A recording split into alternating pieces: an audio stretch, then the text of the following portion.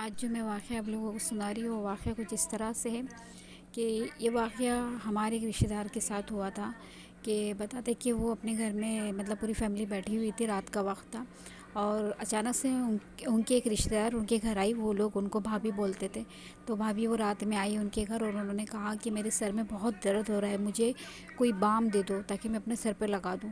تو جو تھی جن کے گھر میں وہ آئی تھی تو ان کی جو بیٹی تھی، انہوں نے اٹھ کے وہ بام ان کو دیا اور کہا کہ بھابھی اب بیٹھو ہم چائے بناتے ہیں۔ انہوں نے کہا نہیں چائے مت بناؤ، اور وہ چلی گئی۔